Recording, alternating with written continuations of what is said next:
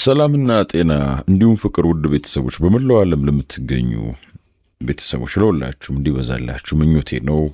በጸሐፊና ደራሲ ዘሪሁን ገመቹ ለምን ታሰቃየኛለህ የተሰኘ አዲስ በቅርቡ የጀመርነው ስራ አለ። ክፍል 3ን ይዤ ብቅ ብያለሁ። ውድ ቤተሰቦች ጥሩ ጊዜ እየሰጣችሁ እንደሆነ ባለሙሉ ተስፋ ነኝ። እንደተለመዱ ቪዲዮ ላይክ አድርጋችሁ ጀምሩ። ሰብስክራይብ ያላደረጋችሁ ሰብስክራይብ አድርጉ። ቤተሰብን ውድ ቤተሰቦች ሐሳብ አስተያየትም እንደተለመደው አበረታታለሁ። ያላችሁን አክብሮት አድናቆት በተለያየ መልኩ በሱፐር ቻት፣ ሱፐር ቴንክስ፣ በሱፐር ስቲከር ወዘተ በመሳሰሉት የምገልጹ ቤተሰቦች ያላችሁ ቀድሜ እናንተንም ክብረት ይስጥልኝ ብዬ ማለፍ ወዳለሁ። በያላችሁበት መልካም ጊዜ። ክፍል 3 ነው ለእናንተ ውድ ቤተሰቦች።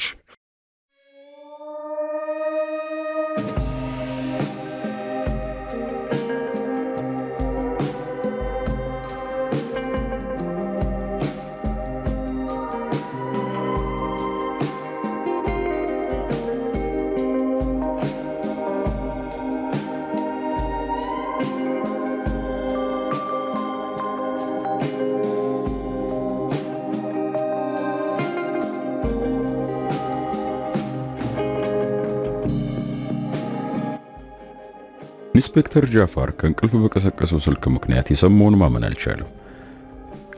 የሆነ ሰው እየተጫወተብኝ ይሆን እንዴ ሲል በጥርጣሬ ራሱን ጠየቀ። ግን ደግሞ መኝታውን ለቆ በመውረድ ልብሱን እየለበሰ ነበር። ሙሉ በሙሉ ጥንቅቅ አድርጎ ለመዘጋጀትና ሽጉጡን ከጀርባው ታጥቆ የወንደላጤ ቤቱን ቆልፎ ለመውጣት 6 ደቂቃ ብቻ ነው የፈጀበት። አስፋልቱን ይዞ እየተራመደ ስልኩን አውጥቶ አለቃው ጋር ደውልና የደረሰውን ጥቆማ በዝርዝር አስረዳው። የበፊት አለቃ ቢሆን በእርግጠኝነት በሐሳቡ ያስማማም ነበር። እሱም በራሱ ማድረግ የሚችለውን ነገር ያደርጋል እንጂ ለአለቃው ቀርማ ያሳውቀውም ነበር። ይህኛው አለቃ ግን ወዲያውን የተረዳው የፈለገውን ያለ ኃይል እንዲያንቀሳቅስና በሱ መሪነት ኦፕሬሽኑ እንዲካሄድ ኃላፊነት ሰጠው። መጀመሪያ ያገኘውን ላዳ ተሳፈረና ወደ ፖሊስ ጣቢያ ደውሎ ዝግጁ እንዲሆኑ አዘዛቸው። በአንድ ፒካፕ መኪና 10 የታጠቁ ፖሊሶች ይዞ በስፍራው ሲደርስ የአካባቢው ፖሊስ ጣቢያ የሌሊት ተረኞች ቀድሞ ተደውሎላቸው ስለነበር አካባቢውን እየቃኙ ሲጠብቋቸው አገኟቸው። ወዲያው ተከታትለው ወደ ውስጥ ገቡ። በራፉ ገርበብ ብሎ ነበር ይጠበቃቸው። ውስጥ ሰው ካለ በፖሊስ ኃይል ስለተከበባችሁ እጃችሁን ጭንቅላታችሁ ላይ አድርጋችሁ ውጡ የሚል ተደጋጋሚ ማስጠንቀቂያ ቢነገርም ከውስጥ መልስ የሚሰጥ ሰው ስለሌለ ከተወሰኑ ደቂቃዎች ጥበቃ በኋላ የተወሰኑ ፖሊሶች ወደ ውስጥ እንዲገቡ ትዕዛዝ ሰጠና እሱ ከፊት ቀደመ። በዚህ ሚሽን የፖሊስ ግድያ ካለ የመጀመሪያው ማሽ እኔ ነኝ መሆን ያለብኝ ብሎ ስለወሰነ ነው የቀደመው። ወደ ውስጥ ዘልቀው ሲገቡ የሳሎኑ ወለል እንዳለ በደም ጨቄቷል። 4 ፈርጣማ ሰዎች ወዲና ወዲያ ተዘርረው ተኝተዋል። ጓንት ባጠለቀ እጅ ከመካከላቸው በሕይወት የተረፈ ሰው ካለ ብሎ ለማጣራት ሞከረ። ሁሉም ሞተዋል። ሁሉም የተመቱት ተመሳሳይ ቦታ ነው። ከዚህ በፊትም ተመሳሳይ ቦታ ተመትተው የተገደሉ ብዙ ሰዎች አጋጥሞታል። መጀመሪያ በሆነ ነገር አልስማማ ብለው እርስ በርስ እየተጨራረሱ መስሎት ነበር። አሁን ግን ሌላ 5ኛ ሰው አብሯቸው እንደነበርና እሱ እንዳደረገው እርግጠኛ ሆኗል። ኢንስፔክተር ጃፋር ከተቀመጠበት ተነሳና ለምክትሉ ለቴክኒክ ክፍል ደውለህ ንገራቸው አለና ከኪሱ ስልኩን አወጣ። ከአንድ ሰዓት በፊት ከማይታወቅ ሰው የተላከለትን ቪዲዮ ከፈተና ተመለከተ። እናንተ ሶስታችሁ ተከተሉኝ በማለት 3 ፖሊሶችን አስከትሎ ቀጥታ ወደ ሻወር ቤቱ ቀድሞ ገባ። ተከተሉት። ቪዲዮ ላይ ያየውን ብረት አየው። ወደ ግራ በኩል በኃይል ሲጫነው ወለላልና እንደ በራፍ ተከፈተ። ቁልቁል ወደ ታች ሲመለከት የብረት መሰላል ተመለከተ። ኢንስፔክተር ሞባይሉን ወደ ኪሱ መለሰና ሽጉጡን በእጁ እንደያዘ ወደ ታች ወረደ። መብራቱ በርቶ ስለነበር ትልቅ ሳሎን የሚመስለው ሚስጥራዊ ምድር ቤት ወለል ብሎ ይታያል። የሚያየውን የመሳሪያ አይነት ማመን አልቻለም። ፌደራል ፖሊስ ያልታጠቀው መሳሪያ አይነት ሁሉ አለበት። አረ ከዚህ በፊት አይቶት የማያውቀውን የመሳሪያ አይነት ሁሉ እየተመለከተ ነው። በፈጣሪ እነዚህ ሰዎች የራሳቸውን አማጺ ያላላቸው እንዴ ሲል ጠየቀ። ከላይ ያሉት ፖሊሶች ድምፁ ሲጠፋባቸው አለቃ እንምጣ እንዴ? አይ እዛው ነው ብሎ መልሶላቸው ወደ ላይ ወጣ። መልሶ ተካፋቹን መዝጊያ በተቃራኒው ተጫኑና ዘጋው። አንተኛው እዚህ ውስጥ እናንተ ሁለታችሁ ደግሞ ከውጭ በራፉ ጋር ቆማችሁ ጠብቁ። እኔ ሳልፈቅድ አይጥ እንኳን ወደ ውስጥ እንዳይገባ በማለት ቆፍጣና ትዕዛዝ አስተላለፈና ወደ ሳሎን ወጣ። 3 የሚሆኑ ፖሊሶች ፈንጠርጠር ብለው በተጠንቀቅ ቆመዋል። ምክትሉ ወደሱ ቀረበና ኢንስፔክተር፣ ሁሉም ሬሳ ላይ ተመሳሳይ ጉርድ ፎቶ አግኝተናል ብሎ በላስቲክ ውስጥ የገባ ፎቶ አሳየው። ይህም ፎቶ አውቃለሁ ልበል? አዋ እንዴ፣ የዛሬ ዓመት የኛን ልጆች የገደለውና ሞቶ የተገኘው ሰይፈ ግዛው የሚባለው ገዳይ ፎቶ ነው። እኛ ነበር ይህን ፎቶ አባስተን ይበተን። እሱ ሞቷል። ፎቶም እንደሚሰራ አልገባኝም።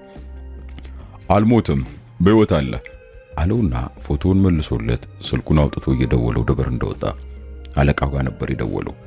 የተፈጠረውና ያገኙትን በዝርዝር ነገረውና ምናልባት ይሄን ሁሉ ንብረት ማጣታቸውን ካወቁ ጥቃት ሊሰነዝሩ ስለሚችሉ ቦታውን በአስተማማኝ ኃይል ለመጠበቅ ተጨማሪ ባካፕ ኃይል እንዲላክላቸው ጠይቆ ስልኩን ሲዘጋ ከወደ በሩ ላይ ግርግር ሰማ።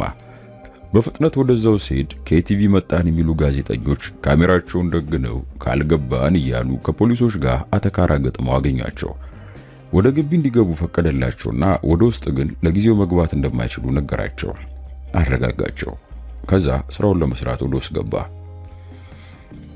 ጀማነሽ ቤት ቁጭ ብላ ግራ በመጋባት ውስጥ ሆና እየጠበቀች ነው። ለተደውልለት ብዙ ጊዜ ስልኳን አንስታ መልሳ ትተዋለች። ጃፋር ጠዋት 2 ሰዓት እመጣለሁ ብሏን ነበር። ከከተማ ወጣ ብሎ ሲዝናኑ እንደሚውሉ ከሳምንት በላይ በተደጋጋሚ የተነጋገሩበትና ትናንትና ለመጨረሻ ጊዜ ተነጋግረው የሰኑበት አጓጊ ፕሮግራም ነበር። ቢያንስ ለሷ አጓግቷታል። እናም በጠዋት ተነስታ ነበር ቁርስ መስራት የጀመረችው። ሊወስዳት ሲመጣ ዝም ብላ ቦርሷን ይዛ ውልቅ ከምትል ግባ ቁርስ በልተን እንሄዳለን ልትለውና ጊዜያቸውን በጥሩ ስሜት እንዲቀጥሉ ነበር እቅዷ። እናም 2 ሰዓት ከመሆኑ በፊት ምግብ ጠረጴዛዋም በቁርስ በሚሆን ምግብ ሞልታው ነበር። ተጣርፋለች። ቁርሱን አዘጋጅታ ከመጨረሷ በፊት ይመጣብኛል ብላ ነበር ስጋቷ። ምክንያቱም ትናንትና ቀጠሮ ላይ ተነጋግረው ሲያጸድቁ ፊቱ ላይ የነበረውን አንጸባራቂ ደስታና ጉጉት በደንብ ነው የምታስተውሉ። ግን ይኸው አሁን ለ4 ሩብ ጉዳይ ሆኗል። የቀዘቀዘው ምግብ በትኩረት እያየች ግን ደግሞ ሆዷ እየጮኸ በብስጭት ቁጭ ብላለች። ድንገት ስልኳ ጠራ። ከድንዛዜዋ በርግጋ ነቃችና ስልኳን አንስታ አየችው። በእርግጠኝነት ጃፋር እየደወለ ነበር የመሰላት፣ ግን አይደለም፣ የአክስቷ ቁጥር ነው። አነሳችውና ወደ ጆሮ አስጠግታ ሄሎ አክስቴ፣ ደህና አደርሽ? እማዬ እኔ ነኝ። እንዴ ሙሴኔ ልጅ ሰላም ነህልኝ? ደህና ነኝ እማዬ። ከአክስቴ ጋር ቤተክርስቲያን ሄደን መጣን።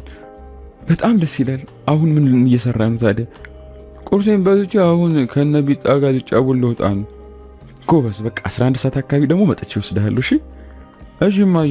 ስትመጪ አይስክሬም ትጋብዥኛለሽ አይደል? አክስቴን ሳታበሳጫት ከጠበቀኝ ካረብሽ ገዛልሃለሁ። ኧረ አላስቸግላትም እውነት። በቃ አንቺ አክስቴን አናግረት። የሙሴ ድምፅ ጠፋና የአክስቷ ድምፅ ተተካ። ሄሎ ጀማነሽ፣ ደህና አደርሽ? የአክስቷ ደርባባ ድምፅ በስልኩ ተሰማ። ደህና አደርሽ አክስቴ፣ እንዴት ናችሁ? ሙሴ አስቸገረሽ? የምን ማስቸገር አመጣሽ አንቺ? ልጅ እኮ ነው። ቢያስቸግረኝስ ምን አዲስ ነገር አለው? እናቴን ካላናገርኳት ሲል ነው የደወልንልሽ። እሺ አክስቴ፣ በኋላ ስመጣ ምን ይዤልሽ ልምጣ? የምትፈልጊው ነገር አለ? አረ ምንም የለም፣ ሁሉም ነገር አለ። በይ ቻው። ስልኩ ተዘጋ። እንደውም ለምን አሁኑን ሄጄ ከልጅና ከአክስቴ ጋር ጊዜ አላሳልፍም የሚል ሐሳብ መጣላት። እዚህ ቁጭ ብዬ በትካዜ ወንድ ልጅ ስጠብቅ መዋል አሳፋሪ ነው ብላ ከተቀመጠችበት ተነስታ ወደ መኝታ ቤቷ ገብታ ልብሷን መቀየር ጀመረች። ፊቷን የተወሰነ ሜካፕ በመጠቀም እያሰማመረች ሳለ ከሳሎን ስልኳ ሲጠራ ሰማች። አሁን እኔ ለምን እንደቀረ ምክንያት ሊደረድር ነው። ከአሁን ወዲያ ግድ የለኝም አይገርመው እያለች ወደ ሳሎን ሄዳ ስልኩን ስታነሳው አሁንም እሱ አይደለም፣ የማታውቀው ቁጥር ነው። ምናልባት ቻርጅ ዘግቶበት በሌላ ሰው ስልክ ደውሎልኝ ይሆናል ብላ በማሰብ አነሳችው። ጤና ይስጥልኝ ወይዘሮ ጀማነሽ። ሸካራ ድምፅ በጆሮ አሰረገ። አቤት፣ ይቅርታ ማን ልበል? አላወኩም። ስልክሽን ከሱቅሽ ማስታወቂያ ባነር ላይ ነው ያገኘሁት። ዛሬ ሱቅ አትከፍቺም እንዴ? አይ እሑድ ስለሆነ አልከፍትም። እንደው ለልጅሽ ጓደኛም ቢሆን አትቸገሪልኝም እንዴ? ዳዊት ነህ እንዴ? በፍጥነት ስላወቅሽኝ ደስ ብሎኛል። ዛሬ ማታ የሆነ ግብዣ ነበረብኝና ከስሎችሽ አንድ ለመግዛት ፈልጌ ነበር። አንድ 40 ደቂቃ ከጠበቅኝ መምጣት እችላለሁ። እባክሽ ካላስቸገርኩሽ በጣም ደስ ይለኛል። እንደውም ውለታሽን ለመመለስ ጥሩ ምሳ ጋብዝሻለሁ። እንግዲህ መጣሁ። ስልኩን ዘጋች። በሌላ ቀን ቢሆን እንዲህ ፈቃደኛ አትሆንም ነበር። ዛሬ ግን እየተሰማት ያለውን ንዴትና መጨናነቅ የሚበታተንላት የሆነ ነገር ትፈልግ ነበር። ይሄ በትክክለኛው ሰዓት የተገኘ ጥሩ አጋጣሚ ብላን ያሰበችው። ስልኳን ቦርሳ ውስጥ ከታ ቤቷን ቆልፋ ወጣች። መኪናው ውስጥ ገባችና ወደ ሱቋ የሚወስደውን ሰፊ አስፋልት ጎዳና ያዘች። ወደፊት መንዳት ጀመረች። ስትደርስ መኪናውን የሱቋ በራፍ አካባቢ አቁሞ ውስጥ ሆኖ እየጠበቃት ነበር። ቀጥታ መኪናውን ከሱ መኪና ኋላ አቆመችና ሞተሩን አጥፍታ በመውረድ ወደ ሱቋ በራፍ በመሄድ ቁልፉን ከቦርሷ ውስጥ አወጣች።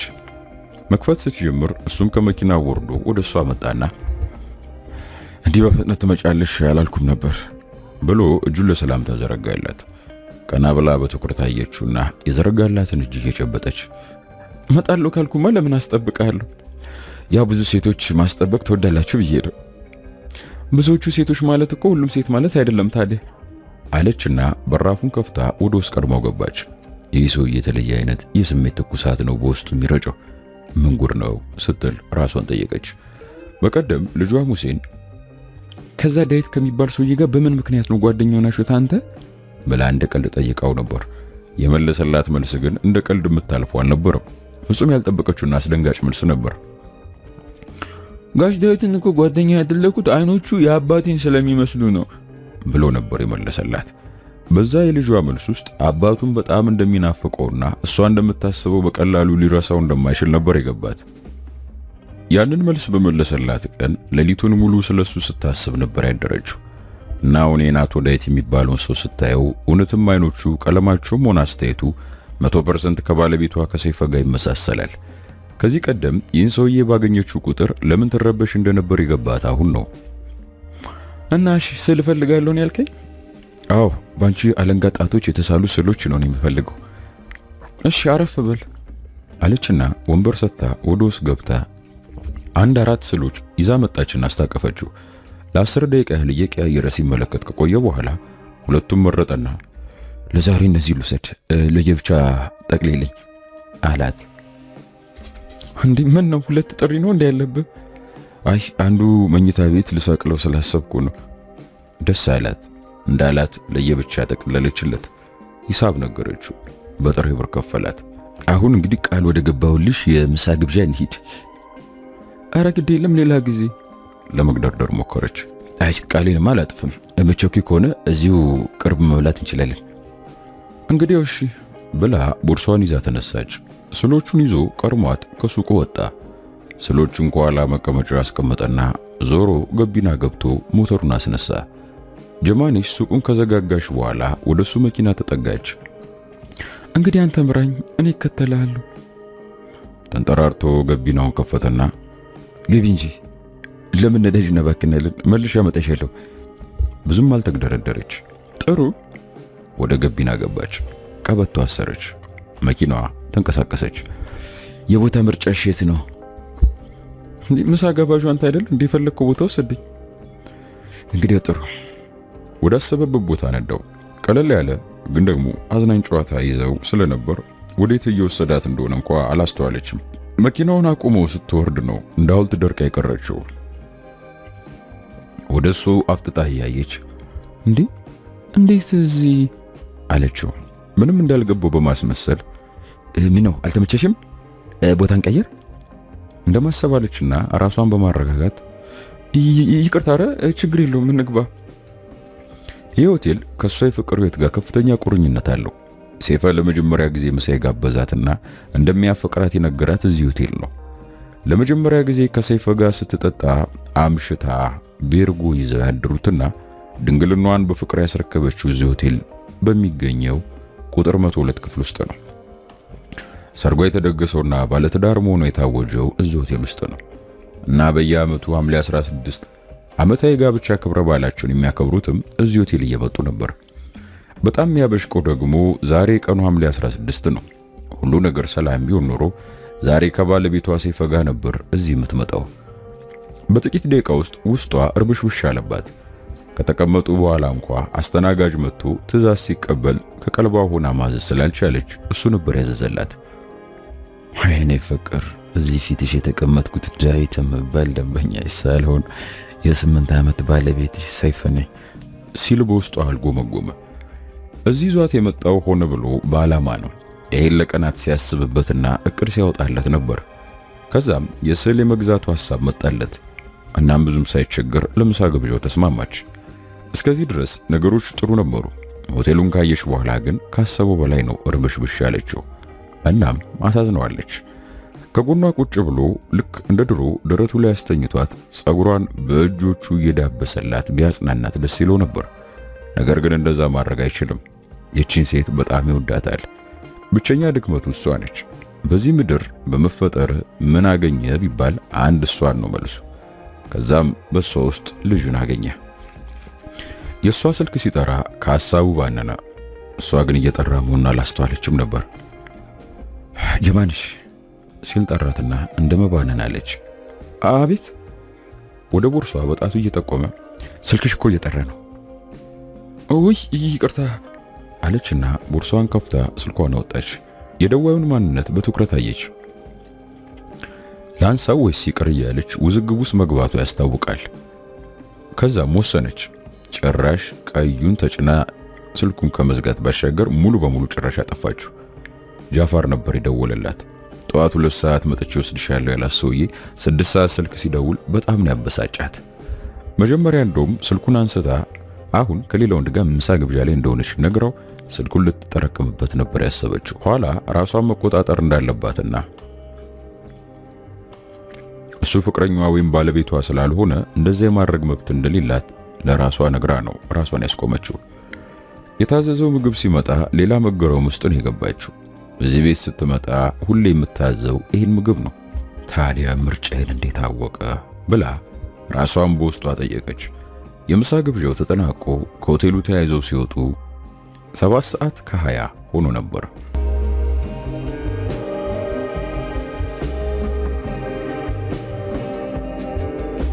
ኢንስፔክተር ጃፋር ምናልባት የህይወቱን በጣም ከባድ በውጥረት የተሞላ ቀን ያሳለፈው።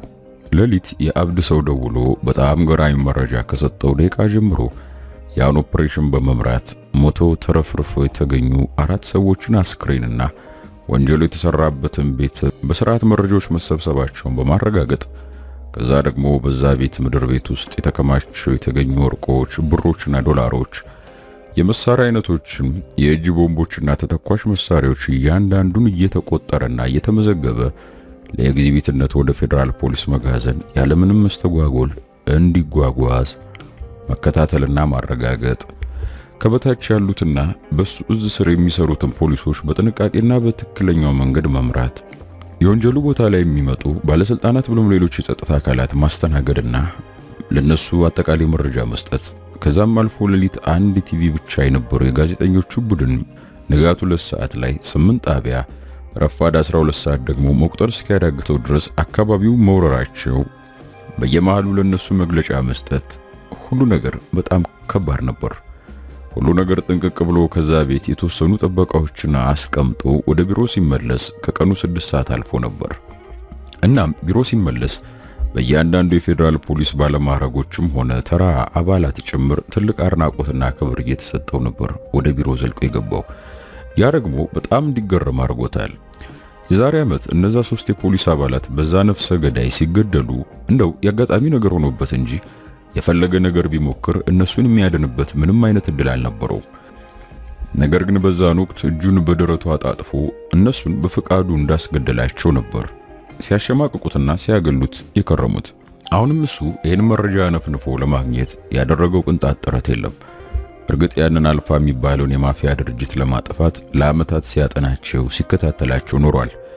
ነገር ግን በአንድም ቅጽበት ይሄ ከቸርቹ ተለጥፎ ያለ ቤት ውስጥ አጠራጣሪ እንቅስቃሴ እንዳለ በመረጃ ያገኙበትና ለማጣራት ሙከራ ያደረጉበት ጊዜ አልነበረም። እናም ለዚህ ድል ሙሉ በሙሉ የጠቋሚ ውጤት ነው። ለሱ መደወል ትቶ ለአለቃው መደወል ይችል ነበር፣ ወይንም ለአንድ ለሌላ ኢንስፔክተር መደወል ይችል ነበር።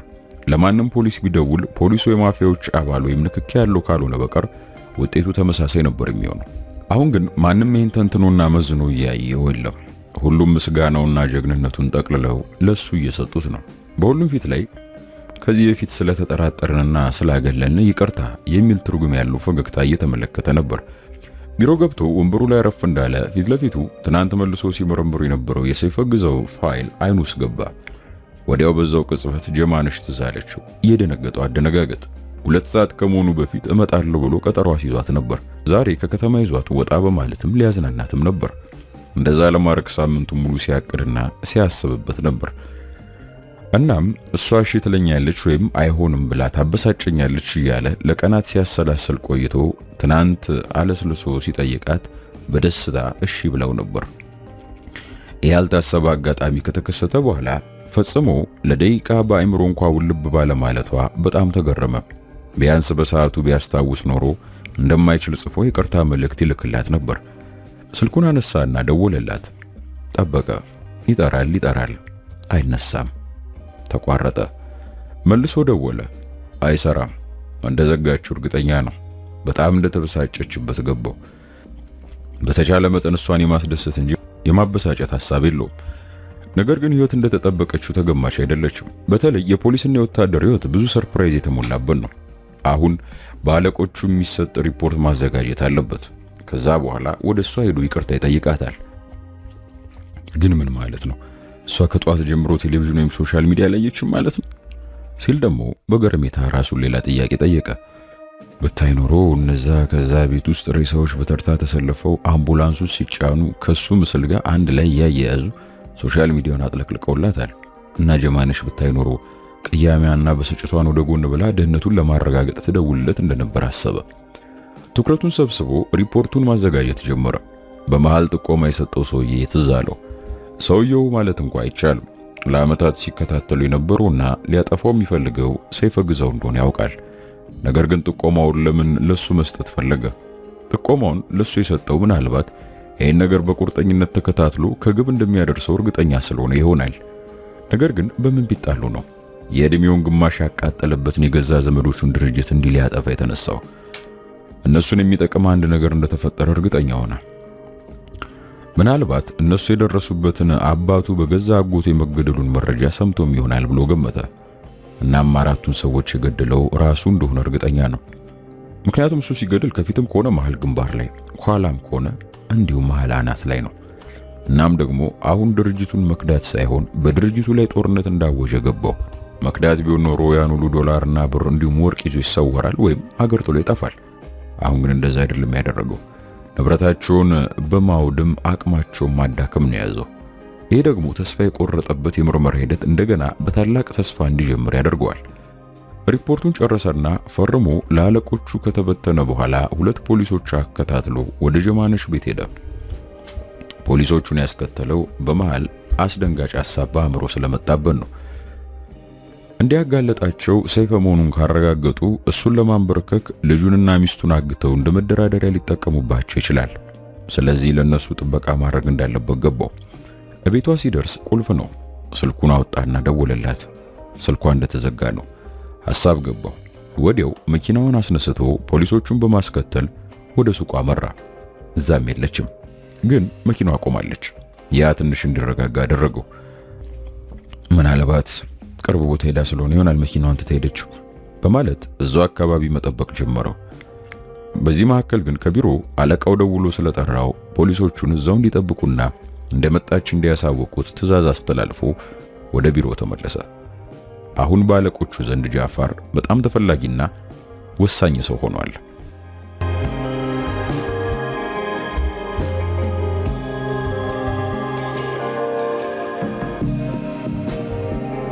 ሰይፈ ጀማነሽን ወደ ሱቅ እየመለሳት ነው። በአእምሮ ብዙ ነገር እየተተረማመሰ ነው። አሁን እሱ ከባድ ጦርነት ላይ ነው። በጦርነት ዓለም ደግሞ መቁሰል፣ ማቁሰል፣ መግደል፣ መሞት ያለና የማይቀር ነው። ደግሞም በሌላ ጎን ሲታይ የጦርነት አስከፊ ገጽታ የማይመለከታቸው ንጹሃን ሰዎች የመጉዳቱ ነገር ነው። እናም በዚህ እሱ በከፈተው ጦርነት ሚስቱ ጀማነሽና ልጁ ሙሴን አንዲት ቅንጣት ጭረት እንኳን እንዳያገኛቸው እንዴት ሊጠብቃቸው እንደሚችል ነው። እርግጥ የተወሰኑ እቅዶች በአእምሮ ውስጥ አሉ። ለምሳሌ ከዛሬ ማታ ጀምሮ ቀንና ሌት ወደ ሥራ ስትሄድም ሆነ ከሥራ ስትወጣ በቅርብ የሚከታተሏትና የሚጠብቋት 6 ሰዎች መድቧል። ለሙሴም እንደዛው። እንደዛም ሆኖ ግን በቂ ሆኖ አልተሰማውም። በዚህ ጉዳይ ላይ ምናልባት የዛ ኢንስፔክተር እርዳታ መጠየቅ ግድ ሳይሆንበት አይቀርም። ይህን እያሰበ እሷ ሰፈር ደርሶ ወደ ሱቋ ሊታጠፍ ካለ በኋላ ሐሳቡን በቅጽበት ቀየረና ወደፊት በፍጥነት ነዳው። እስካሁን በዝምታዋ ውስጥ ሆና ስለ ብዙ ነገር ስታሰላስል የነበረችው ጀማነሽ ግራ ተጋባችና እንዴ አቶ ዳዊት ወዴት እየነዳ ነው? 200 ሜትር ያህል ወደፊት ከነዳ በኋላ መኪናውን የመንገዱን ጠርዝ አስይዞ አቆመ። ሱቅሽ ከግራና ከቀኝ ፖሊሶች አሉ። እርግጠኛ ነኝ ያንቺን መምጣት እየጠበቁ ይመስለኛል። እንዴ የምን ፖሊስ? ብላ ከውጭ ወደ ውስጥ ብቻ በሚያሳየው መስታወት ወደ ሱቁ አቅጣጫ አየች። እውነትም ሽሮአማ ዩኒፎርም የለበሱና መሳሪያ የታጠቁ 2 ፖሊሶች በተጠንቀቅ ቆመው የመንገዱን ግራና ቀኝ እየቃኙ ነው። በጣም ደነገጠች፣ በጣም ግራ ተጋባች። ፖሊሶቹ በአካባቢው ለምን እንደተገናኙና ምን እንደሚፈልጉ ቢያውቁም እውነታውን ለራሱ ይዘው ምን ክስ ምናምን የተጣላሹ ሰው ወይንም ደግሞ የግብር ማጭበርበር እንደዚህ ነገር አለብሽ እንዴ? ኧረ እኔ ምንም አይነት የህግ ጥሰት አልፈጸምኩም። ቆይ እንደውም ወርጄ ለምን አልናገራቸውም ብላ ቀበቷን መፍታት ስትጀምር ተንጠራራና አስቆማት። ምን ነካሽ? ከታሰርሽ በኋላ ከማጣራት ሳትታሰሪ ማጣራት አይሻልም? የምታውቂው የህግ ሰው ወይም ፖሊስ የለም ደውልሽ እንዲያጣራልሽ የምትጠይቂው? ካልበለዚያ እኔ ደውዬ ወዳጆችን ማስቸገር እችላለሁ እንደማሰባለችና ቆይ ጓደኛዬ ጋር ደውል ብላ ስልኳን ከቦርሷ አወጣች። ጓደኛሽ ምን ፖሊስ ነች? አዎ ግን ወንድ ነው። ስልኩን ከፍታ ደወለች። አንቺ የት ነሽ? አንቺን ፍለጋ ሰራዊት እስካሰማራ ምን ውስጥ ገብተሽ ነው በይ በሚል ገራሚ ንግግር ነው የተቀበላት ጃፋር። ከአንድ ጓደኛዬ ጋር ምሳ እየበላው ነበር። ጨዋታ ይዘን ሳይታወቀን ብዙ ጊዜ ቆየን። አሁን ወደ ሱቄ ስመለስ 2 ፖሊሶች ግራና ቀኝ ቆመው አየሁ እኮ። ምን እንደሚፈልጉ ልታጣርልኝ ትችላለህ? በቀጠሯችን ለምን ሳትገኝ ቀረ ብለሽ አትጠይቀኝም መጀመሪያ?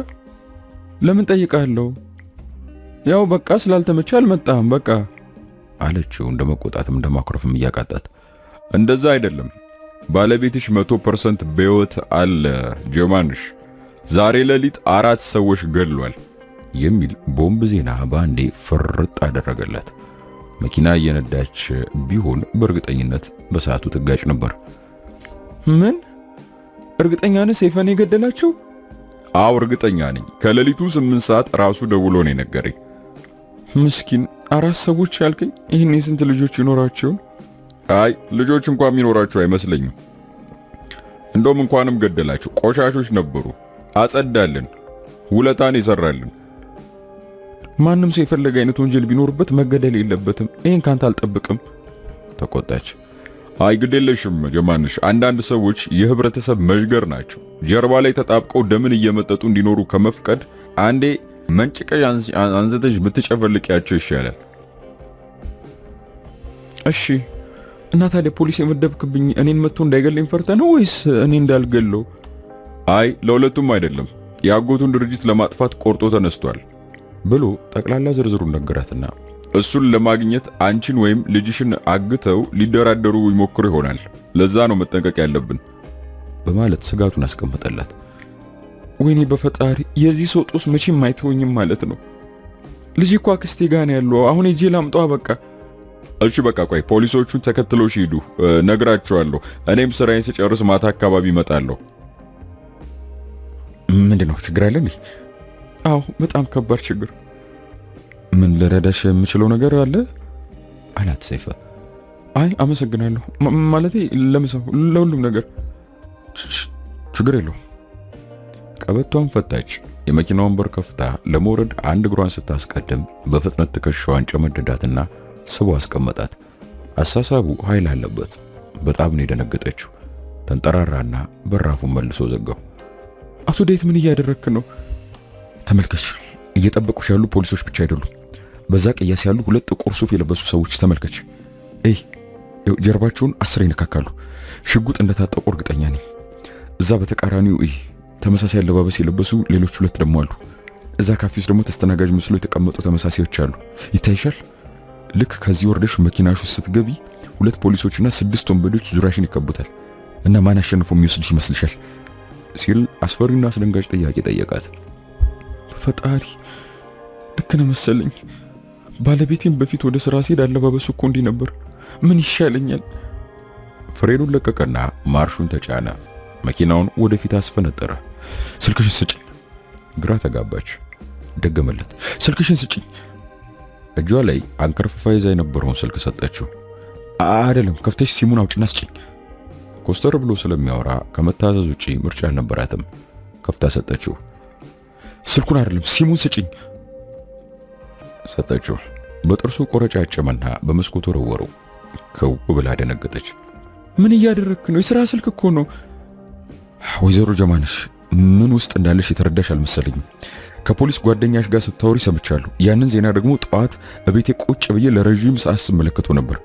ባልሽ ከኃይለኛ ሰዎች ጋር የተጋጨው እናም ደግሞ በከባዱ ነው ግራ ክንፋቸውን ቆርጦ የጣላባቸው እና እሱን ለመበቀልና በቁጥጥር ስር ለመዋል ባለ በሌላ ኃይላቸው ነው የሚንቀሳቀሱት። ይልቅ ልጅሽ ሙሴ የት ነው ያለው?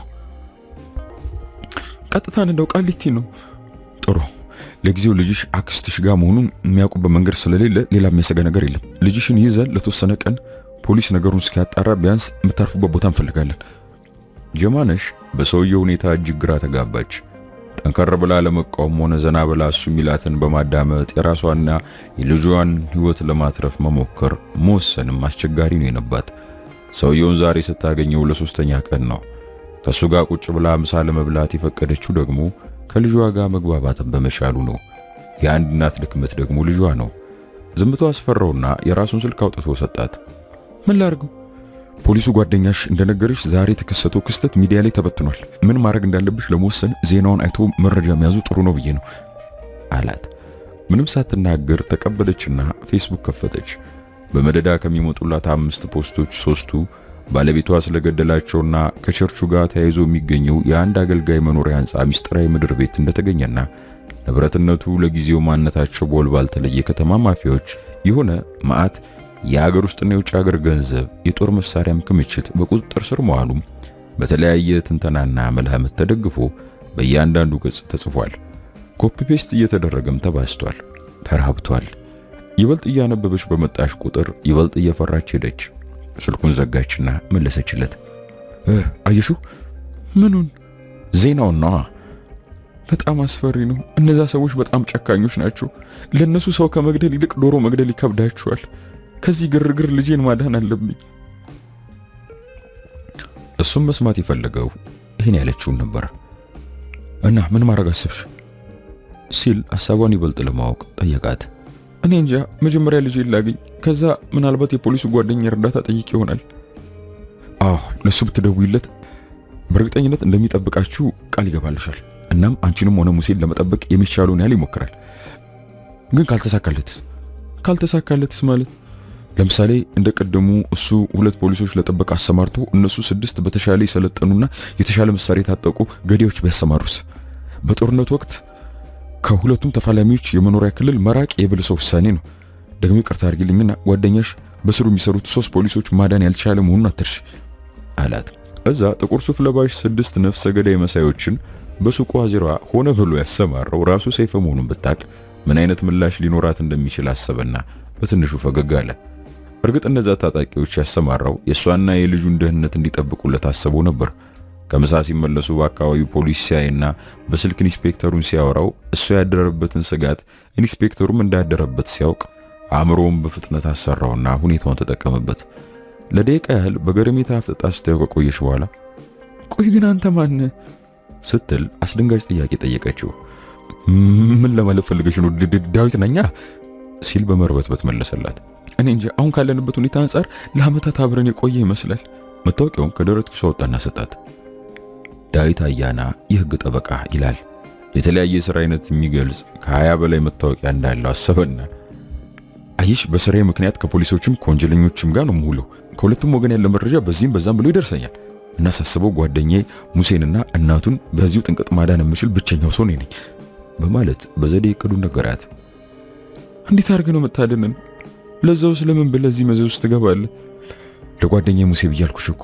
ደግሞ ጓደኛሞች በችግር ጊዜ መረዳዳት ያለ ነው እና 1 ሳምንት እኔ ጋር ትቆያላችሁ። ከዛ ደግሞ አይተን ቀጣዩን ተወስናላችሁ። ግን ከማንኛውም አደጋ እንድጠብቃችሁ ሙሉ በሙሉ በእኔ ህግ ነው የምትመሩት አላት።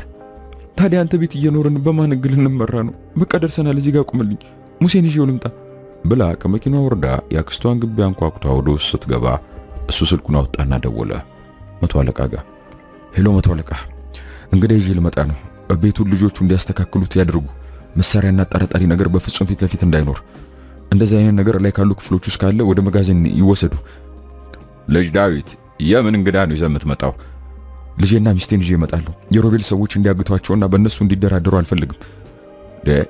ልጅና ሚስት አለ እንዴ? አለኝ፣ ግን ሚስቴም ልጄም እኔ ራሴ መሆኔን አያውቁም። አልገባኝም። ምኑን ነው የማያውቁት? እኔ ሰይፈ ግዛው መሆኔን አያውቁም። የሰውየው ትንፋሽ ተቆረጠ።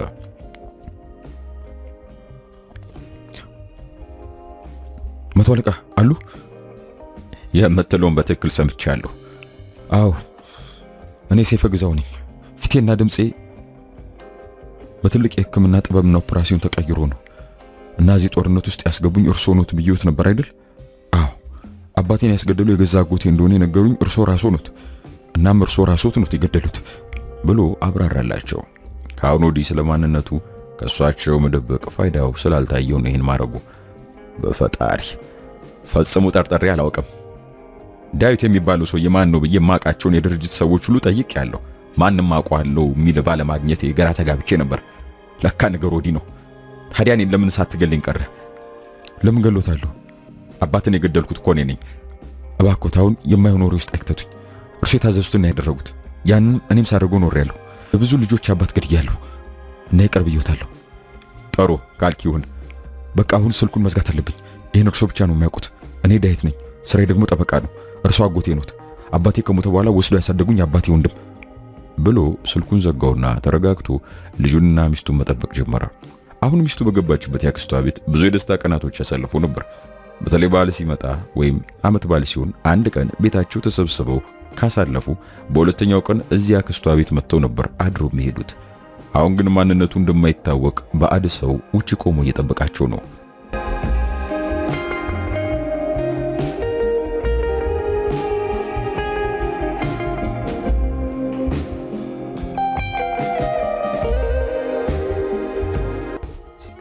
ግዙፍ የሆነ ባለአራት መኝታ ክፍል ቪላ ውስጥ ነው ይዛቸው የገባው። ቤቱ የተደራጀ የባለ ትዳር ቤት ቢመስልም አንድም የሴት ዘር በቤቱ አይገኝም።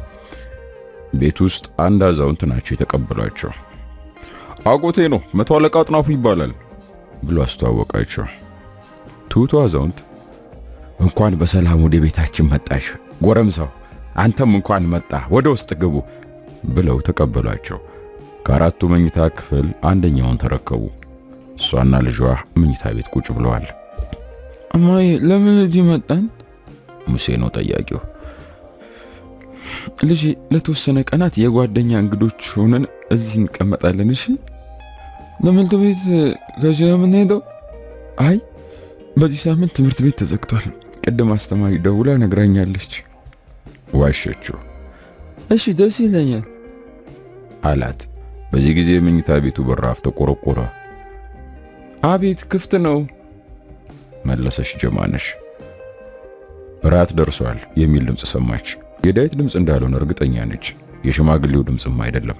እዚህ ቤት ውስጥ የሚኖር ሌላ ሰውም እንዳለ ገባትና ከተቀመጠችበት ተነስታ ልጇን አስከትላ ወደ ሳሎን ስትሄድ የምግብ ጠረጴዛው በምግብ ተሞልቷል። ዳዊትና አጎቱ ፈንጠርጠር ብለው በምግብ ጠረጴዛው ዙሪያ ተቀምጠዋል። አንድ ነጭ ጋውንና ነጭ ቆብ ያጠለቀ ሼፍ ያበሰለው ምግብ በማቅረብና በማስተናገድ ሽር ጉድ ይላል። ኖ ወደዚህ ጎረምሳው፣ እዚህ ጋር ተቀመጥ አሉና ሙሴን ከጎናቸው አስቀመጡት። ጀማነሽ ከዳዊት ጎን ተቀመጠች። የተለየ አይነት ስሜት እየተሰማት ነው። እናት፣ አባት፣ ልጅና አያትም ጭምር ያለበት ቤት ስትል በውስጡ አሰበችና ፈገግ አለች። ጠዋት ከእንቅልፏ ባና ስትነሳ ቀኑን እንደዚህ ነው ማሳለፈው ብላ ያቀደችው እቅድና ከዛው ላይ ያሳለፈችውን ስታስብ ህልም ላይ ያለች ነው የመሰላት። እንዴት በአንድ ቀን ውስጥ የሰው ልጅ የሁሉ ያልተጠበቁና ያልተገመቱ ዝብርቅርቅ ገጠመኞች ያጋጥሙታል። ዝምታ በበዛበት ድባብ ራት በልተው አጠናቀቁ። ማዕዱ እንደተነሳ ለዳዊትና ለሙሴ ሻይ፣ ለሽማግሌውና ለጀማነሽ ደግሞ ቡና መጣላቸው። የሁሉ ምስቅልቅል ሳይመጣ እሷና ባለቤቷ ሰይፈ በሰላምና በፍቅር ህይወትን በሚኖሩበት ጊዜ እሷ ለብቻዋ ቡና አፍልታ ስትጠጣ ባሏና ልጇ ግን ሻይ ጠጡ ነበር። ባሏ ሰይፈ ቡና የማይጠጣው ስለማይወድ ብቻ ሳይሆን ስለሚያምኑም ነበር። የቡና አላርጂክ አለበት። በስህተት እንኳ ከጠጣ ሐኪም ቤት ገብቶ ለ2-3 ቀን ሊተኛ ይችላል። በዛ ምክንያት ተጠንቅቃ ነበር ለራሷ የምታፈላው። እንደውም አንዳንዴ ማታ እንደ ድንገት ቡና አምሯት አፈልታ ከጠጣች ውዴ ከንፈርሽን እንድስምሽ የምትፈልጊ ከሆነ እንደምንም ብለሽ የቡና ጠረንሽን ማጥፋት ይገባሻል በማለት ይቀልድባት ነበር። እነዛ ደግ ቀኖች ትዝ ሲሏት እንባዋ ቀረረ። በሕይወቷ የቡና አላርጂክ ያለበት ሰው አይታ አታውቅም። ከሚሊዮን ሰዎች ተለይቶ ለዛውም ኢትዮጵያ የሆነው የቡና አላርጂክ እንዴት ሊኖርበት እንደቻለ ስታስብ ዘውትር ትገረማለች። እኛው ስለማይወድ ነው አላርጂ ስትልም በውስጧ ራሷን ጠየቀችና ፈገግ አለች። ድንገት የዳዊት ከተቀመጠበት በመነሳት ይቅርታ፣ እኔ ጓደኛዬ በጠና ታሞ ሆስፒታል ስለተኛ መሄድ ይኖርብኛል። ምንም ነገር ካስፈለጋችሁ አጎቴን ጠይቁት። እዚህ ደህንነታችሁ 100% የተጠበቀ ነው አለና ወደ ውስጥ ሄዶ መኝታ ቤቱ ገብቶ ካፖርት ለብሶ ተመልሶ ወጣ። በሉ ደህና ደሩ፣ ጣት እንገናኝ ብሏቸው ነው የወጣው። ሁሉም ደህና ደር አሉት በአንድ ድምፅ። ለምን እንደሆነ ባይገባትም በመሄዱ ቅር ብሏታል። እሱም ብላ እሱን አምና ነው እዚህ ቤት የመጣችው። ለዛውም ከውቂያቸውና ከቀረቤታቸው አንጻር እሱንም እንኳን ማመን አልነበረባትም። ነገር ግን አመነችው። ደግሞ ሁኔታዎች ጥድፍድፍ ያሉ ስለነበሩ ምርጫ አልነበራትም። እማዬ እኔ እንቅልፌ መጥቷል ልተኛ አለ ሙሴ ከተቀመጠበት ተነስቶ በመቆም። ወደ ራሷ ስባ ግንባሩን ሳመችውና ይርተኛ መጣ ስትል መለሰችለት። አይኖቹን በእጁ እያሻሸ ወደ መኝታ ቤት ሄደ። አሁን ሽማግሌውና እሷ ብቻ ቀሩ። ድንገት መተን አስቸገርናቸው አይደል ብላ የጨዋታ ርዕስ ከፈተች። አረ ምንም አስቸገር የለውም፣ እንደውም አደመቃችሁልን እንጂ አታይም እንዴ? ይሄን የሚያህል አዳራሽ ውስጥ 3 ሰዎች ብቻ ነበር የምንኖርበት፣ ለዛውም 3 ወንዶች። በዛ ላይ እርስ በርስ የምንነጋገራቸው ቃላት ቢቆጠሩ በቀን 100 እንኳን አይሞሉም አሏት። ልጅት በጣም ደግ ነው የሚል አጭር አስተያየት ሰጠች። እንዴት እንደዛ አልሽ? ብዙ ሙቃ የለንም፣ ግን እኛን ለመርዳት ምንም አላቅማማም። ልጅ አንዳንድ መርዳቶች ከደግነትና ክፋት ጋር ምንም አያገናኛቸው። የወንድሜ ልጅ እንደምትዩ ደግ ቢሆን ኖሮ እስከ ዛሬ ድረስ ብዙ ሰዎች እዚህ ቤት ሲመላለሱ አይነበር። ግን አንቺና ልጅሽ የመጀመሪያዎቹ ናችሁ። ወይም ካሁን ወዲህ እንዳልሽው ደግ ለመሆን ወስኖ ሊሆን ይችላል በማለት ያልጠበቀችው መልስ ሰጧት። ለተወሰነ ጊዜ ዝም ካለች በኋላ ግን እኮ የግዙፍ ቤት ነው፣ ሴት አያስፈልገውም ነበር? ሴት ብትኖር ይደምቅ ነበር። ይኸው አንቺ ያለሽ አይደለም እንዴ? ከዛሬ ጀምሮ ይደምቃል። አይ እኔን ማለት አይደለም፣ ቋሚ ሴት ለማለት ፈልጌ ነው። እማወራ ቢኖረው ጥሩ ሐሳብ ነበር። ይኸውልሽ በገባ በወጣ ቁጥር አንተ ሰውዬ እራ ግባ እስከመች ነው ተጨቀጭቆ ነው የከረምኩት። እሱ ምን ያደረገ? አንድ የ50 ዓመት ሴት አምጥቶ አስቀመጠ። ልጅ ምንድነው ለሰራተኛ እኮ ለማዘዝ ቀለል ለምትል ልጅ እግር ሴት ይሻላለች ስለው አጎቴ ለሰራተኛ እኮ አይደለም ያመጣዋት፣ እያትና ከተግባባችሁ ታገባታለ፣ በቃ ቤቱም ማወራ ያገኛል ማለት ነው ብሎኝ ይርፍ። ከዛ ምን ሆነ ሰበብ ፈጠርኩና ሴትዮዋን የወር ደሞዟን ሰጥቼ ያሰናበትኳት።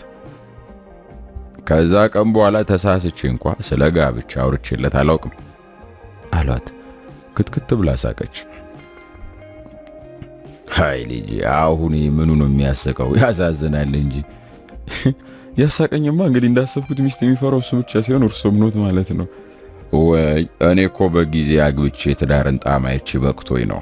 እሱ ግን እንደምታየው ነው አሏት።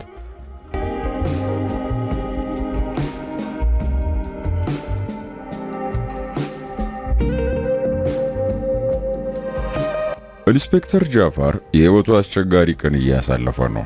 ምናልባት እንደዚህ አይነት በውጥረትና በጭንቀት የተሞላ ቀን ያሳለፈው የዛሬ ዓመት አካባቢ በዛ ሰይፈ ግዛው በተባለው ነፍሰ ገዳይ 3 የሥራ ባልደረቦቹ ፊት ለፊቱ ተገለው እሱ በተረፈበት ቀን ነበር።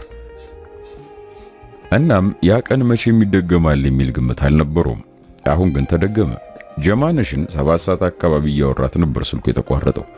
ከዛ በኋላ ስልኩን ደጋግሞ ቢደውልም አይጠራም። መጀመሪያ ስልኩ አባቴ ጨርሶ ይሆናል ብሎ በማሰብ ለመረጋጋት ሞክሮ ነበር። ሲደውልላት ሱቅ አካባቢ ሆና እሱ እዛ ያስቀመጣቸውን ፖሊሶች በቅርብ ርቀት እያየች እንደሆነ ነግራው ነበር። እና ምን አደረገ? ስልኳ ደጋግሞ ሞክሮ አልሰራ ሲለው ፖሊሶቹ ጋር ደወለና መምጣት አለመምጣቷን ጠየቃቸው። እንዳልመጣችና መኪናዋ ባለችበት እንደቆመች ነገሩት። ከደቂቃዎች በኋላ መምጣቷን በስልክ እንዲያገናኙት ትዕዛዝ አስተላለፈ። እናም ስራውን እየሰራ መጠበቅ ጀመረ። 10 ደቂቃ አለፈ። 20 ደቂቃ ሆነ። መልሶ ፖሊሶች ጋር ሲደውል እንዳልመጣች ነገሩት። የዚህን ጊዜ መስጋት ጀመረ። የአልፋ ማፊያዎቹ ሰዎች ሱቅ አካባቢ አድፍጠው ጠብቀው ፖሊሶቹ ሳያዩአቸው አፍነው ወስዷት ይሆን እንዴ ሲልም ጠየቀ። ፍራቻ ሰውነቱን ውርር አደረገው። እንደዛ ከሆነና ጀማነሽ ላይ አንድ ነገር ከደረሰባት መቼም ራሱን ይቅር አይልም። ምክንያቱም ለሷ ጥበቃ ለማድረግ የወሰነው በጣም ዘግይቶ ነው። ገና በጠዋቱ 2 ሰዓት እና 3 ሰዓት አካባቢ ይሄ እንደሚመጣ አስቦ በአካባቢዋ ፖሊስ ማሰማራት ወይንም እሷንና ሙሴን ከአካባቢው ማራቅ እንደነበረበት አሰበ። እንዲህ ሲል ሙሴ አክስቱ ጋር እንዳለ ትዝ አለው። ምናልባት እኮ እሷም ልጇ ጋር ሄደ ይሆናል አለ። የአክስትየውን ስልክ ፈልጎ ደወለላቸው። አክስትየው እንዳይደነግጡ ቀለል አድርጎ ሊያገኛት ፈልጎ ስልኳ አልሰራ እንዳላቸውና ካለች እንዲያገናኙት ነው የጠየቃቸው። ወይ ልጅ እዚህ የለችም፣ 11 ሰዓት አካባቢ እንደምትመጣ ጠዋት ደውላ ነግራናለች። እስከዛ ካላገኛት ስትመጣ ነግራታለሁ። እሺ በቃ ስትመጣ ደውዬ እንደነበር ይንገሯት አለና ተሰናብቷቸው ስልኩን ዘጋው። ቢሮውን ለቆ በቀን ለሁለተኛ ጊዜ ወደ ጀማነሽ መኖሪያ ቤት ሄደ። እንደቀደሙ እንደተከረቸመ ነው። ቀጥሎ ወደ ሱቋ ሄደ። መኪናዋም ባለበት ፖሊሶቹም በቆሙበት ናቸው። የሆነ ትክክል ያልሆነ ነገር እንዳለ እየተሰማው ነው።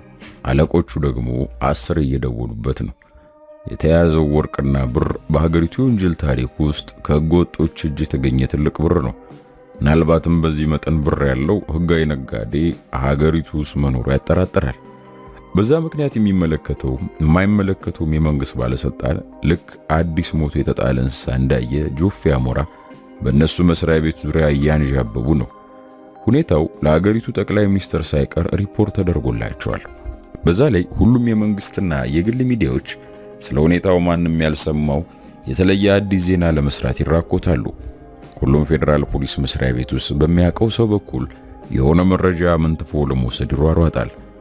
በዚህ ጉዳይ ላይ ላለፉት 10 ዓመታት እንደመስራቱና አሁንም የተፈጠረውን ነገር ከመጀመሪያ እስከ መጨረሻ በሱ ቁጥጥርና እይታ ውስጥ በመሆኑ በሱ ልክ ዝርዝር መረጃ ያለው ሰው የለም። እናም በሁሉም ዘንድ እጅግ ተፈላጊ ሰው ሆኗል። በዛ ምክንያት መተንፈሻ ጊዜ እንኳን የለው። ይሄ ደግሞ በጣም እያበሳጨው ነው። ምክንያቱም በጣም የሚያስብላት ጀማነሽና ልጇን እንኳን መጠበቅ አልቻለምና። ኢንስፔክተር ጃፋር እስከ ምሽት 3 ሰዓት ቢሮ ስራ ላይ ነበር። ጀማነሽን በተመለከተ ምንም የተለወጠ ነገር አልነበረም። አክስቷም አልደወሉለትም። አሁን ልደውልላቸው ወይስ ምን ላድርግ እያለ ሲወዛገብ ስልኩ ጠራ። ያው ዛሬ ስልኩ በየ10 ደቂቃ ልዩነት ስለሆነ የሚጠራው ብዙም የሚገርም አይደለም። በግዴለሽነትና በመሰላሸት አነሳው። ሄሎ ደንበኛ፣ ዛሬ ደግሞ አዲስ መረጃ ልሰጥን የደወልኩልህ። እሺ አንተ በሽተኛ ሰውዬ፣ ምን እንደተፈጠረ ታውቃለህ? ሚስት ጠፍታለች። በዚህ ውጥረት ውስጥ ሆኜ ቀኑን ሙሉ እሷን ስፈልጋት ነው ያልኩት። እነዛ ያንተ ሰዎች አግተዋት አንድ ነገር ብትሆን የገባህበት ገብቼ ጭንቅላትን ነው መፈረከዘልህ በማለት ተንዘረዘረበት። ሰይፈ ለበጣ ሳቅሳቀና ተረጋጋ ኢንስፔክተር፣ በውደት ለሚስት ይሄን ያህል በመጨነቅ በጣም ነው ልቤ ተነካው። ግን ምንም ማሰብ አያስፈልግም። እኔም እነሱ እጅ እንድትገባ አልፈልግም። አሁን ሁለቱም በጣም አስተማማኝ የሆነ ቦታ ላይ ናቸው። በጣም አስተማማኝ ቦታ ላይ ማለት እኔ ጋር ናቸው። አልገባኝም። አንተ አፈንካቸው? አይ በፍጹም በፈቃደኝነት ነው ወደኔ የመጡት። ከአደጋ ልጠብቃቸው አልኳቸው። እሺ አሉኝ። ምንም ቢሆን እኮ ለሷ ባለቤቷ ለሙሴም አባቱ ነኝ አለው። በተአምር እንደዛ ሊሆን አይችልም። ምን ያህል እንደምትጠላ አውቃለሁ። በምንም አይነት እሷ ልትላ አትችልም። አሁን ላናግራቸው ፈልጋለሁ። አታስባልኩ። በጣም ሰላም ሆናቸው ነገ በሆነ መንገድ እንድታውቅ አደርጋለሁ። አሁን ግን እኔ ለስራ ወጥቻለሁ። ለስራ ትላለህ እንዴ? ለመሆኑ እነዛን 4 ሰዎች በአንድ ቤት ውስጥ ስትገድል ምንም አይሰማህም? እየወቀሳችሁኝ እንዳይሆን ቆሻሻችሁን እያጸዳውላችሁ ነው። እኔ እንደውም ይሄን ተልኮኝ ካጠናቀቅኩ በኋላ ሽልማት ሰጥታችሁ የፖሊስ አባል ታደርጉኝ ያላችሁ ብዬ እየጠበቅኩ ነበር። ቀለርክ ማለት ነው? አልቀለርኩም። አሁን አድምጠኝ። ይሄን የማፊያ ቡድን ለ10 ዓመት ለፍታችሁ እንኳን ማጥፋት ማስፈራራትም አልቻላችሁ። እኔ ግን በአንድ ቀን እርምጃ አንድ ክንፉን ገንጥዬ ጥዬበታለሁ። ግን አሁንም 75% አቅሙ አልተነካም እና እንድንደራደር ፈልጋለሁ። ምንድነው የምንደራደረው? እኔ ሙሉ በሙሉ ይሄን የማፊያ ቡድን ማጥፋት ፈልጋለሁ። ይሄን ከግብ እስካደርስ ከፖሊስ ምንም አይነት እንቅፋት ማለት እኔን ለመያዝ የሚደረግ ጥረት አይኖርም። እንደውም እገዛ ስፈልግ ታግዙኛላችሁ። ከዛ ሁሉም ነገር ሲጠናቀቅ በገዛ ፍላጎት መጥቼ እጄን ሰጣለሁ። ከዛ ከፈለጋችሁ ትሰቅሉኛላችሁ፣ ከፈለጋችሁ የኤሌክትሪክ ወንበር ላይ ታስቀምጡኛላችሁ። አሁን የምትደራደርበት ቦታ ላይ ያለ ይመስላል ሲጀመር። ተው እንጂ ኢንስፔክተር፣ ከፈለኩ ጠቅላይ ሚኒስትሩ የፈረመበትን የይቅርታ ደብዳቤ መጠየቅ እችላለሁ። ግን ከሚስቴና ከልጄ እንጂ ከመንግስት ይቅርታ እንደማይገባኝ ስለማምን ነው በጣም ቀላል የድርድር ሐሳብ ያቀረብኩት። ለማንኛውም ጠዋት እደውልልሃለሁ። ካለቆች ጋር ተነጋገርና መልሱን አዘጋጅ ተጠብቀኝ ብሎ ስልኩን ዘጋበት።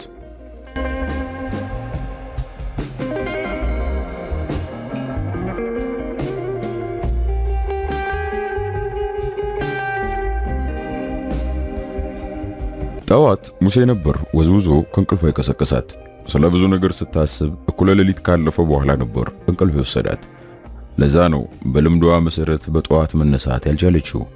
ለዛ ውስጥ ተነስታ ምን ትሰራለች? አሁን ልጇ ሙሴ እየወዘወዛት ነው። ሙሴ ለምንድን ነው የምትረብሽኝ? ልተኛበት እስኪ። ምንድን ነው እማዬ ላበኝ ሲላት ደንግጣ ነቃች።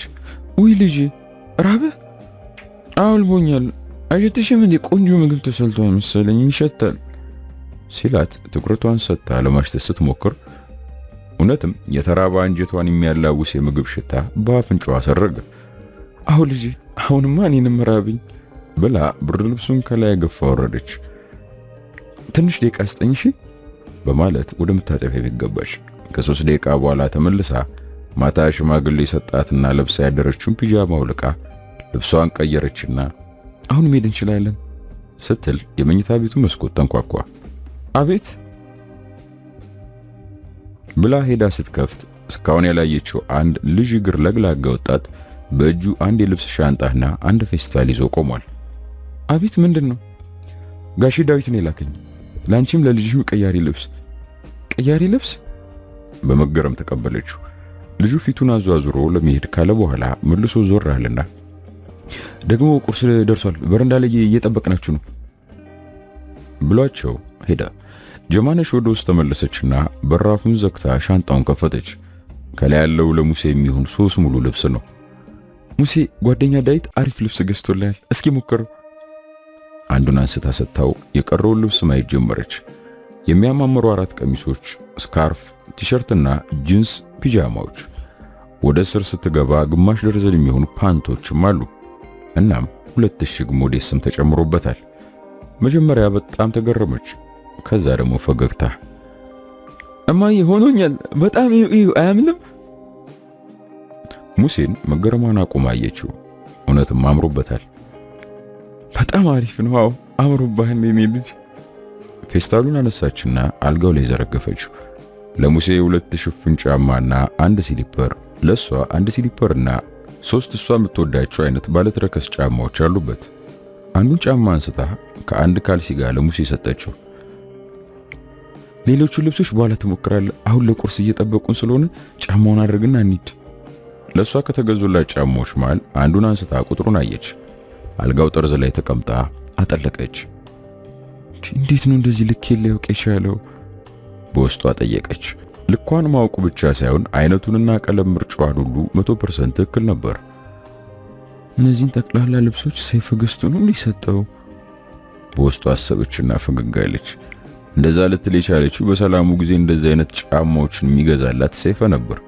ሁሌም የምትፈልገው ነገር እንደገዛላትና እንዳስደሰታትም ነበር። እንዴት ነው በዛ መጠን ቀዝቃዛ ገዳይና የሰው ደም መጣጭ የሆነ ሰው በተቃራኒው እንዴት ሆኖ ነው እንደዚህ አይነት መልካም አባትና አፍቃሪ ተንከባካቢ ባል መሆን የሚችለው?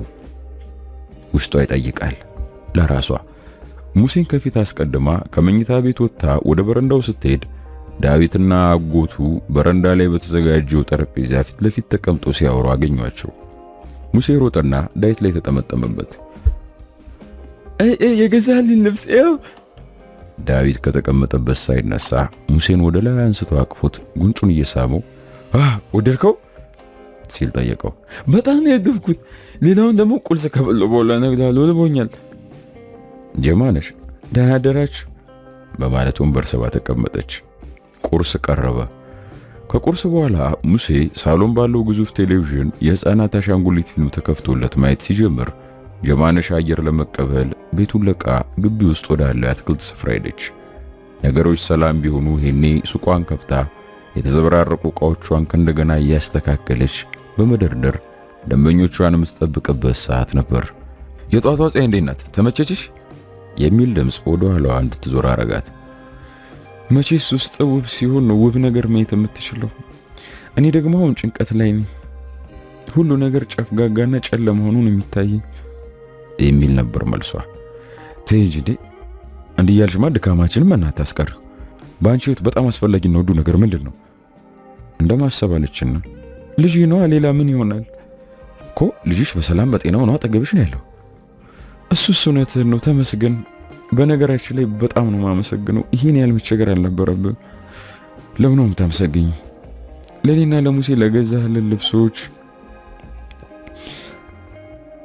ለሰጠን ለሁሉም ደግሞ ሪሲቱ እንዳትጥለው። ነገሮች ሲስተካከሉ ያወጣውን ውጪ ተካላለሁ። ይሄ ቃል ነው፣ እምቢ እንዳትለኝ።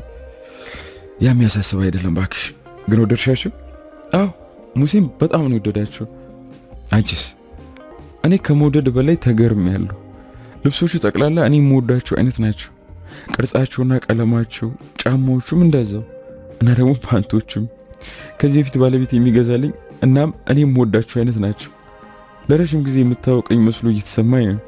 ያ ደግሞ እንድፈራ እያደረገኝ ነው። ምንም ሳትደብቅ እየተሰማት ያለውን ስሜት በግልጽ ነገረችው። ምን ያስፈራሻል? ከኔ ፍቅር እንዳይዝሽ ነው? ያልጠበቀችውን ነገር ከአንደበቷ ወጣ። አይደለም ማለቴ ምን መሰለህ፣ አራት ርበትበች ስቀልር ነው። ለማንኛውም ዘና በይ። የሆነች ስራ ስላለችብኝ ልወጣ ነው። ምሳ ሰዓት እንገናኛለን። እሺ። ተለይቷት ሄደ። ያላት ነገር የቀልድ ነው ቢላትም እሷ ግን መረጋጋት አልቻለችም። ይህ ሰውዬ እውነትም እየፈራችው ነው። እጅግ ከመጠን በላይ አሳሳቢና ተንከባካቢ የሆነባት ነው። እሷ ብቻ ሳትሆን ልጇንም ደግሞ ምርጫዋንና ፍላጎቷንም ጭምር ያውቃል። ሲያያት የምትገባበት ነው የሚጠፋት። አስተያየቱን አትወድለትም። ባለቤቷ ሰይፈን ነው የሚያስታውሳት።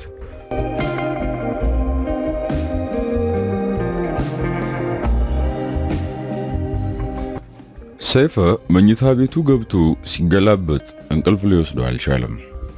እርግጥ እሱ ከበፊትም እንዲሁ ጎኑ አልጋ ላይ እንዳረፈ ጭልጥ ያለ እንቅልፍ ውስጥ የሚገባ አይነት ሰው አይደለም። ሐሳብ ሲገባው ደግሞ ያ ችግሩ ይበሳል። ካልጋው ተነሳና ስልኩን ከጠረጴዛ ላይ አነሳ። ደወለ። ይጠራል፣ አይነሳም። ተስፋ ሊቆርጥ ሲል ተነሳ። ሰውዬ ምንድነው? አፈቀርከኝ እንዴ? በዚህ በውድቅት ሌሊት የምትደውልብኝ? ፖሊስ ምን ይሆነኝ ብዬ ነው ማፈቅረው? ምን ነው የተበሳጨ ትመስላለህ? ይሄ ነገር በፍጥነት ማለቅ አለበት። ጀማነሽና ልጄን ከዚህ በላይ አንድ ግቢ ውስጥ ዘግቼባቸው መቆየት አልፈልግም። ወደ ህይወታቸውና ወደ ነፃነታቸው እንዲመለሱ ፈልጋለሁ። ጥሩ፣ ያንን እኔም በጣም ፈልገው ነው። እንዴት አድርገን እናፍጥነው?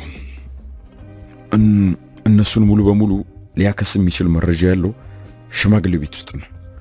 በአሁኑ ጊዜ ጥበቃቸውን በእጥፍ አጠናክሯል። ግን የግድ መግባትና ያንን መረጃ ማግኘት መቻል አለብን። የፍርድ ቤት የፍተሻ ፍቃድ ከፍርድ ቤት ማግኘት ትችላለህ ሲል ጠየቀው። ከሳምንት በፊት ቢሆን ኖሮ የዛ ሽማግሌ ቤት ለመፈተሽ የሚያስችል ፍቃድ ከማግኘት ቤተ መንግስት ለመፈተሽ ፍቃድ ማግኘት ይቀል ነበር። እድሜ ላንተ። አሁን ግን ሁሉ ነገር ተቀይሯል። እጅግ የበዙ ወዳጆቻቸውም ሳይቆር ከነሱ ጎን መቆም እየፈሩ ነው። ትንሽ ያለፋኛል፣ ግን አገኝልሃለሁ። እሺ፣ ፍተሻውን ለማድረግ ከሚዋቀረው ፖሊስ ቡድን ውስጥ እኔን ማካተት ትችላለህ? ያልጠበቀው ጥያቄ። አንተ ሰውዬ እብድ መስላለሁ እንዴ? ለምን ብዬ ነው እንዲህ አይነት ሪስክ የምወስደው? የምሩን ተናዶ ነበር። እንግዲያው ፈቃዱን እርሰው። እንዲሁ ልፋት ነው የሚሆንብህ። ማለትማ እነሱ ሰነዶችና ወሳኝ መረጃዎች የሚያስቀምጡበት የተለየ የሆነ ቦታ ነው የሚጠቀሙት። ታዲያ እንደዛ ከሆነ ቀላል እኮ ነው። ያስቀምጡበታል የምትለውን ቦታዎች ትነግረኛለህ። እዛ እነዛን ቦታዎች በራሳችን ፖሊስ እናስፈትሻለን። ትክክለኛው ቦታውን አላውቀውማ፣ ግን 20 ዓመት አብሬያቸው ሰርቻለሁና ደግሞ እድሜ ልኬን አብሬያቸው ነው የኖርኩት። ያሳደጉኝ እነሱ ናቸው። እንዴት እንደሚያስቡ አውቃለሁ። እና አብሬያቸው ከገባው በፍተሻ ወቅት እናንተ ልታስተውሏቸው ማትችሏቸው ነገሮችን ማስተዋል እችላለሁ። በጣም ነው መረዳችሁ። እውነቱን ለመናገር መረጃውን በቀላሉ ሰጥቶ ከጨዋታው ውጪ እንዲያደርጉት ስላልፈልገ ነው ይህን ያለው። እኔ እንጃ፣ እስቲ ላስብበት አሉ ጃፋር። አይ ማሰብ አይደለም አድርገው፣ ካለበለዚያ እኔ በራሴ መንገድ አደርገዋለሁ። እንደዛ ከሆነ ደግሞ የገባሁልን ቃል ለማፍረስ እገደዳለሁ። ማለቴ በእኔ መንገድ 10-20 ሰው መሞታቸው አይቀርም። በቃ አሁን እንቅልፌ ልተኛበት። ነገ ከሳደውልኝ የደረስኩበት እነግርሃለሁ። ሰይፈም ትንሽ ተረጋጋና መኪናውን ሞተር አስነስቶ ወደ ኋላ ዙሮ ወደ ቤት ነዳ። በማግስቱ 8 ሰዓት አካባቢ ሰይፈ ለኢንስፔክተሩ ደወለለት። ሄሎ፣ አዲስ ነገር ካለ ለመስማት እንደደወልኩት። አለቄን አናግሬው ማሳመን ችያለሁ። ዛሬና ነገ ዝግጅታችን አጠናቀን ከነገ ወዲያ እናደርገዋለን። ጥሩ። ጉዳዩ በጣም በሚስጥር መያዝ እንዳለበት መቼስ ለአንተ አልነግረም። እንደ ድሮ ባይሆንም አሁንም እናንተ ውስጥ ሰው አያጡም አለው። ለቀና ምክር እናመሰግናለን። ያው ለዛን ቀን ብቻ የምትጠቀምበት መታወቂያና የደንብ ልብስ ይዘጋጅና ነገ እንዲደርስ እናደርጋለን። ስለ ጠቅላላ ፕላኑም ኦፕሬሽን ከተወሰነ ሰዓት በፊት ተገናኝተን አብረን እንከልሰዋለን። ጥሩ ነው። በደንብ አስባችኋል። መታወቂያውን በስሜ ነው ያዘጋጃችሁት? ያ እንደማናደርግ አንተም ታውቃለህ። እሺ፣ ፎቶ ስኬት አመጣችሁ? ሰውዬ የአጎትን ድርጅትና አንተን ላለፈው 10 ዓመት ሳጠና ነው የኖርኩት። ምናልባት ስለ አንተ ራስህ ከምታወራ በላይ ላውቅ እችላለሁ። እና ደግሞ ከ100 በላይ ፎቶዎች አሉኝ። እንኳን ለመታወቂያ የሚሆን ተውና ከፈለግ ፎቶ አልበም አሰርጄ ልክልህ እችላለሁ። ኢንስፔክተር፣ በምን ነገር እርግጠኛ አትሁን። አሁን በጣም ተቀይሬያለሁ። ከክምችት አንድ ፎቶ ወስደህ መታወቂያ ላይ ብትለጥፍ በጣም አስቂ ነው የሚሆነው። ለማንኛውም በቅርብ መልክ የሚያሳይ ፎቶ ተነስቼ ልክልሃለሁ። ቻው እንኳን ሳይለው ስልኩን ዘጋው። ኢንስፔክተር ጃፋር ስራውን እየሰራ ከማይታወቅ ቁጥር ሜሴጅ መጣለት። ከፍቶ ሲያየው ፎቶ ነው። ግራ ተጋባ። ማን የላከልኝ አለና በተላከለት ስልክ ሊደውል ሲል ስልኩ ጠራ። ተመሳሳይ ቁጥር ነው። አነሳ። አቤት፣ ማን ልበል? ተው እንጂ ኢንስፔክተር፣ ልቤን አትስበሩ። በቀን 2 ጊዜ እየደወልኩልህ ጭራሽ ማን ልበል? ኦ አንተ ነህ እንዴ? ተሳስተህ የሌላ ሰው ፎቶ ነው የላክልኝ። አይ አልተሳሳትኩም። መታወቂያውን በላኩልህ ፎቶ አሰራልኝ። የሰው ልጅ በጊዜ ሂደት ይቀየራል። በፊት የምታውቀኝ አይነት አይደለም። ነገ ደውላለሁ። ስልኩ ተቋረጠ። ኢንስፔክተር ጃፋር ተበሳጨም፣ ግራ ተጋባ። ከእንደገና የተላከለትን ፎቶ አወጣና በትኩረት ማየት ጀመረ። ይህን ሰው የት ነው የሚያውቀው? ራሱን አስጨነቀ። ይህ እብድ ሰውዬ ምን አስቦ ነው የሌላ ሰው ፎቶ የላከልኝ ሲልም ጠየቀ። መልስ ማግኘት ግን አልቻለም። ለጊዜው ሐሳቡን ወደ ኋላ አደረገና ስራው ላይ አተኮረ። ከቢሮው 12 ሰዓት ላይ ነው የወጣው። ጠዋት ቁርሱን የበላ ስለሆነ ርቦታል። በመንገድ ላይ ባገኘው የመጀመሪያ ሬስቶራንት ነው የገባው። ያዘዘው ምግብ እስኪመጣ ስልኩን አውጥቶ መጎርጎር ጀመረ። ድንገት የሙሴ ፎቶ በስክሪኑ መጣለትና በጣም እንደናፈቀው ተሰማው። ወዲያው እናቱ ትዝ አለችው። እናም በዛ ቅጽበት አንድ ነገር በአእምሮ ተሰነቀረ። ወዲያው ቀን የተላከለት ፎቶ አወጣና በድጋሚ ተመለከተው። በባዶ እግሩ ሆኖ ኤሌክትሪክ እንደረገጠ እንጣጥ ብሎ ተነሳና ሬስቶራንቱን በፍጥነት ለቆ ወጣ። ቀጥታ ወደ ቢሮ ነው የተመለሰው። ረሃብ ሁሉ ስለጠፋ ምግብ ማዘዙን ሁሉ ረስቶ ነበር። ሰውየውን አስታውሶታል። ጀማኔ ሱቅ ውስጥ ነው ያገኘው። 3 ስዕል ገዝቷት ነበር። ስዕሎቹን በስጦታ መጠቅ ላይ የጠቀለለለት ራሱ ነው። አሁን ብዙ ነገር ግልጥልጥ አለለት። የዛን ቀን የሰይፍን ቀለበት እዛ ሱቅ አስቀምጦ ሄዶም ራሱ ነው ሲልም ደመደመ። ያ ከሆነ ደግሞ የሰይፍ ቅርብ ሰው ነው ሲል አሰበ። ወዲያው የፌደራል ፖሊስ ዳታቤዝ ባለሙያዎች ጠራና ፎቶን ሰጣቸው። ሰውየው ማን እንደሆነ ምን እንደሚሰራና ምን አይነት የወንጀል ሪከርድ እንዳለበት በፍጥነት አጣርተው እንዲያሳውቁት ነገራቸውና ቢሮ ቁጭ ብሎ መጠበቅ ጀመረ። እስከ ምሽቱ 2 ሰዓት አንድ ነጠላ መረጃ እንኳን በሰውየው ላይ አልተገኘም ነበር። ተስፋ ቆርጦ ወደ ቤት ሊሄድ እያሰበ ሳለ አንድ ቁራጭ ቪዲዮ ተገኘ። ከሳምንት በፊት ከሳሪስ ወጥቶ ወደ መስቀል አደባባይ በሚታጠፈው መንገድ መኪና እየነዳ የትራፊክ ካሜራ ያዘው ነው። ከጎኑ ገቢና አንድ ሴት አለች። ዙም አድርጎ ሲያሳዩት አናቱን በመዶሻ እንደመቱት አይነት ነው ይዞረበት። ውስጡ ያለችው ሴት ጀማነሽ ነበረች። ሌላም ሰው ከኋላ አለ አለ ኢንስፔክተሩ። አዎ አለ፣ ሕፃን ልጅ ነው ሲል አረጋገጠለት ባለሙያው። ጃፋር ምስሉን ከቪዲዮ ማየት አላስፈለገውም። ሙሴ እንደሆነ እርግጠኛ ነው። ስለዚህ ሰው ሙሴ እንኳ ብዙ ቀን ነግሮታል። አይኑ የአባቴን ይመስላል ሲለው ነበር። ምን አይነት ደደብ ሰው ነኝ አለ። ለዓመታት ሲያሳድዱ የነበረው ሰይፈ ግዛው መልኩን ቀይሮ ባጠገቡ ትከሻውን እየገፋ በማለፍ ሲስቅበት ነበር የከረመው። ሰይፈ በጣም ነው መጠላህ በጣም እያለ እንደ አዲስ ንክ እየለፈለፈ ቢሮውን ለቆ ወጣ። ቤቱ ገብቶ ራሱን እንቅልፍ ሊወስደው አልቻለም። ራሱን በጣም እንዲጠላ ነው ያደረገው።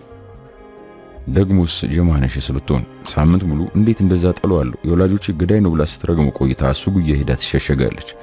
ለምን እንደጠላችሁና ለምንስ በመሐከላቸው ያለው ነገር እንዳበቃለት መለፍለፍ አስፈለጋት እያለ ሲበሳጭ ነበር የከረመው። እሷንም እንደኒው ማንነቱን ቀይሮ አታሏት ነው በማለት በውስጡ ይቀርህላት። የቀረባላት ቅጽበት ደግሞ በጣም ናፈቀችው።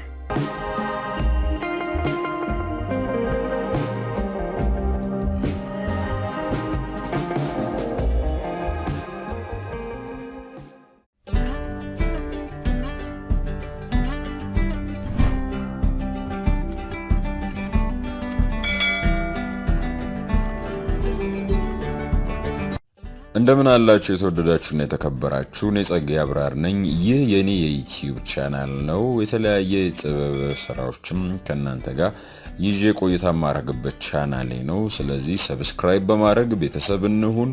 እንዲሁም ደግሞ የደውል ምልክቷንም በመጫን እንግዲህ የጥበብ ስራዎች በቶሎ ከተፍ እንዲሉላችሁ በማድረግ ይበልጥ ቤተሰብነታችንን እናጠንክር ለማለት ወዳለሁ። መልካም ጊዜ ውድ ቤተሰቦች።